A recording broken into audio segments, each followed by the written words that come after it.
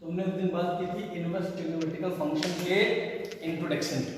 इसकी बात की थी इनवर्स ट्रिग्नोमेट्रिक फंक्शन के इंट्रोडक्शन की। तो हमने बताया था कुछ चीजों के बारे में, हमने फंक्शन के बारे में बात की थी, हमने ट्रिग्नोमेट्री के बारे में बात की थी ना।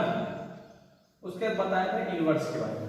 तो हमने इनवर्स के बारे में कुछ चीजें बताई थी कि इनवर्स किसी भी फंक्शन का इनवर्स जो है होने के लिए क्या होना चाहिए, उसका इनवर्टिबल होना बहुत जरूरी है। क्या होना जरूरी है? इनवर्टिबल। और इनवर्टिबल के लिए क्या होना चाहिए? बाइजेक्टिव होना चाहिए। फंक्शन कैसा होना चाहिए? बाइजेक्टिव होना चाहिए। बाइजेक्टिव मींस किसी भी फंक्शन का इनवर्स निकालने के लिए उसको 1 और ऑन लॉ को फॉलो करना होगा, या 1 और ऑन। तो हालांकि बात हम ट्रिग्नोमेट्री की कर रहे हैं ना, तो ट्रिग्नोमेट्री के इनवर्स के लिए हमने एक छोटी सी चीज ली थी sin x। हमने कहा मान लो फंक्शन है fx = sin x। हमको ये बताना कि sin x की रेंज क्या होती है। भाई sin x जो है या तो -1 से छोटा, -1 के क्या होगा, बीच में होगा ना। क्लोज इंटरवल इसलिए लगा है क्योंकि -1 और 1 भी इंक्लूड होंगे इसमें ना। तो अगर हम इसकी फोटो की बात करें, ये sin x का ग्राफ अगर बना लें तो ध्यान से देखना कि हमको ये पता है कि इसकी मैक्स वैल्यू क्या होगी भाई 0 डिग्री। यहाँ पे ले लें मान लो π/2 और ये हो जाएगा आपका पाई, और ये हो गया आपका 3π/2, ये हो गया आपका 2π, है ना। इसी का थोड़ा इधर ले लेते हैं मान लो -π/2 और ये हो गया आपका माइनस का पाई। ठीक है, तो हमने क्या किया, इसके अगर फंक्शन को हम ड्रा कर दें ये कुछ ऐसा हो जाएगा ना, और ये वैल्यू आपकी हो जाएगी यहाँ पर -1 और ये वैल्यू हो जाएगी आपकी +1, सॉरी ये +1 और ये हो जाएगी आपकी -1, क्योंकि हमको पता है sin x की मिनिमम कितना हो सकता है, -1 मैक्सिमम कितना होगा 1 होगा ना, मतलब इसकी रेंज होगी -1 से 1 के बीच। और थोड़ा इधर बढ़ा लेते हैं,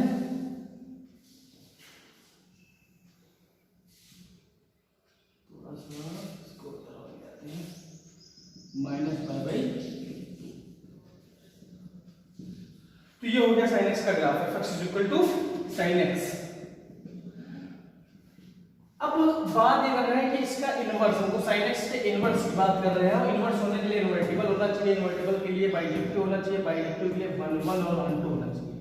तो हमने उस दिन देखा था कि भैया ऑन 2 तो होगा, क्योंकि हम यहाँ पर किसी भी x की बात करें तो y की कोई ना कोई वैल्यू होगी, मतलब किसी न किसी x के लिए fx जरूर होगा।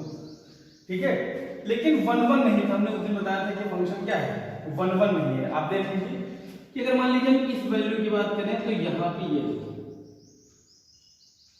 यहाँ पर ये दो वैल्यूज क्या है, समान है, लेकिन इसके x1 और x2 क्या है, अलग है।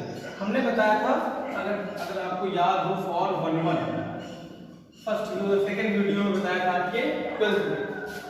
फॉर 1 फंक्शन होने के लिए क्या होना चाहिए, 1 फंक्शन के लिए हमने बताया था कि अगर fx1 = fx2 हो जाए और अगर x1 = x2 आ जाए तो ये कहा जाएगा कि ये फंक्शन क्या है, 1 तो अगर हम बात करें तो fx1 अगर बात करें भाई fx1 = fx2 की, तो हो जाएगा ये sin x1 = sin x2, sin x1 = क्या, sin x2।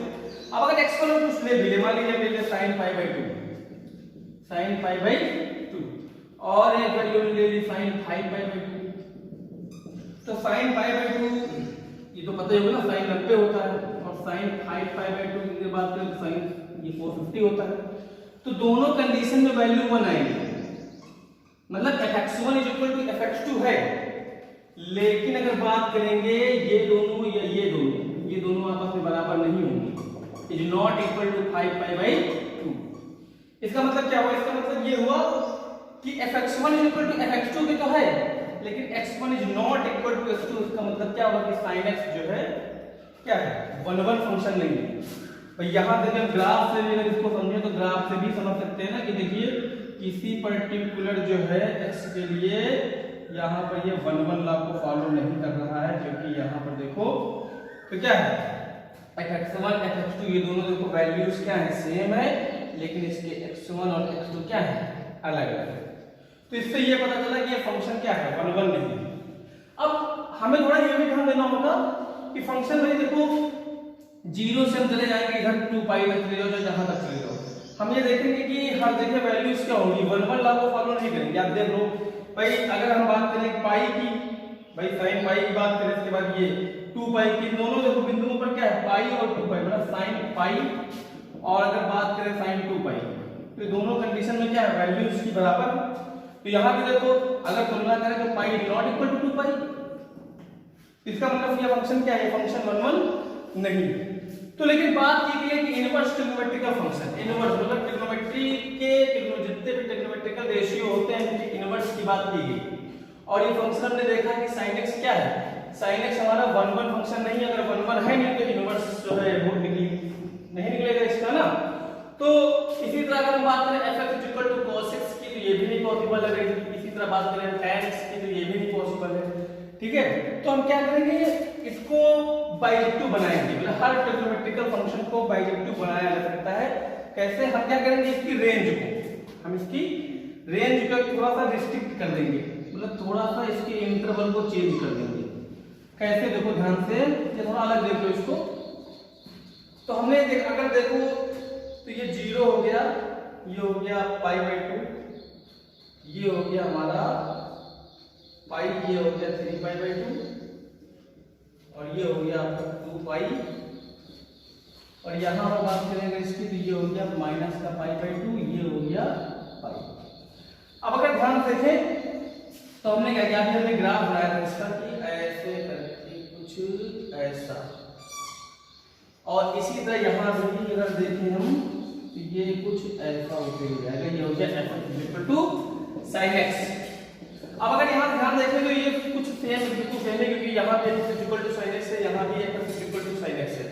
तो हमको क्या दिखाना है, हमको ये दिखाना है कि sin x का इनवर्स पॉसिबल है। तो sin x का इनवर्स हमने ये देखा कि जो इसकी फुली रेंज है, मतलब माइनस इनफाइनाइट से प्लस इनफाइनाइट डिग्री तक है, तो हमने ये देखा कि पॉसिबल, तो भाई यहां पर देखें तो 1 1 फंक्शन तो नहीं पॉसिबल है, मतलब sin x का इनवर्स नहीं निकाला जा सकता। लेकिन हम थोड़ा सा इसको, इसकी जो रेंज है उसको रिस्ट्रिक्ट कर दें, तो हम ये देखेंगे कि इसका बाइजेक्टिव पॉसिबल है। मतलब ये थोड़ा देखें, ये हो गया +1, ये हो गया आपका -2। तो यहां पर देखें तो अगर हम ये कहते थोड़ा इसकी रेंज को, इसके इंटरवल को अगर चेंज कर दें, यहां पर देखो, यहां पर थोड़ी भावनाओं को समझना थोड़ा सा, और ये जो है इस रेंज में इसको थोड़ा डाल करके,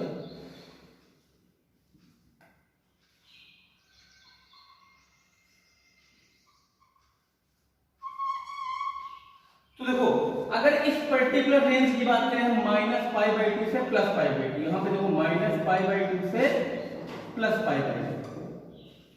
अगर हम पर्टिकुलर इस रेंज की बात करें -π/2 से +π/2, क्लोज इंटरवल, इनको इंक्लूड करना होगा, इसलिए क्लोज इंटरवल लिया गया है -π/2 से π/2 के लिए। तो हम देखेंगे कि प्रत्येक जो है किसी भी x के लिए उसके करस्पॉन्डिंग fx की केवल एक ही वैल्यू है, किसी भी पर्टिकुलर x के लिए उसके करस्पॉन्डिंग y की वैल्यू क्या है, केवल एक।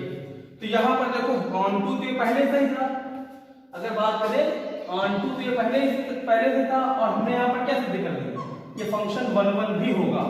यहां पर देखते हैं तो यहां पर देखो किसी पर्टिकुलर fx1 = x2 था, लेकिन x1 is not equal to x2। लेकिन यहां पर अगर हम केवल पर्टिकुलर इस रेंज की बात करें -π/2 से +π/2 के बीच की, तो हम ये देखेंगे कि फंक्शन क्या है, 1 1 लॉ को फॉलो कर रहा है, क्योंकि किसी भी पर्टिकुलर x के लिए अगर हम देखेंगे तो y की केवल और केवल एक ही वैल्यू है, y मतलब fx की केवल क्या है, एक ही वैल्यू। अब देखेंगे -π/2 आप मान सारे निकाल लो, -π/2 से +π/2 की सबकी वैल्यूज क्या होंगी, अलग अलग होंगी। जैसे ही π/2 क्या उस पार जाएंगे तुरंत जो है वैल्यू क्या होंगी, रिपीट होने लगेगी। चाहे देखो भाई 0 डिग्री और माइनस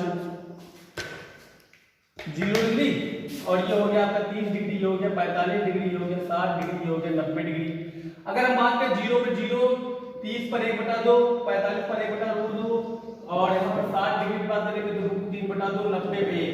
जैसे ही 90 के बाद आप जाएंगे नंबर लेने वाली है, अगर 120 हो गया तो 90 प्लस 30 मतलब cos 30 की वैल्यू क्या हो जाएगी √3/2। तो वैल्यू क्या होगी रिपीट होगी, जैसे ही वैल्यू रिपीट होगी फंक्शन क्या हो जाएगा 1/1 लॉ को फॉलो नहीं करेगा, ठीक है। और ये तुरंत क्या हो जाएगा मिनिमम हो जाएगा, और जैसे ही ये मिनिमम होगा तुरंत क्या होगा इसके इनवर्स की बातें करना क्या हो जाएगा बेकार हो जाएगा। तो इनवर्स की बात अगर करनी है तो इनवर्स के लिए मैं रेंज क्या डोमेन क्या लेनी पड़ेगी -π/2 ये वाली तो इतना, और इसके बाद जो है जितनी वैल्यूज होंगी उनके लिए क्या होगा ये इनवर्स के लिए पॉसिबल नहीं होगा। तो जब भी हमें ट्रिग्नोमेट्री की इनवर्स की बात करें तो हमें क्या करना होगा इसके रेंज को बदलना होगा। यहाँ पर डिस्ट्रिक्ट हमने कर दिया, इससे क्या हो जाएगा कि इस -π/2 से π/2 के बीच जो वैल्यूज होंगी उनके लिए जो f(x) sin x है वो क्या हो जाएगा 1/1 भी हो जाएगा 1/2 भी हो जाएगा, मतलब बाइजेक्टिव हो जाएगा। और जैसे ही बाइजेक्टिव होगा हम इसके इनवर्स की बात करेंगे, ठीक है। बाकी नेक्स्ट बात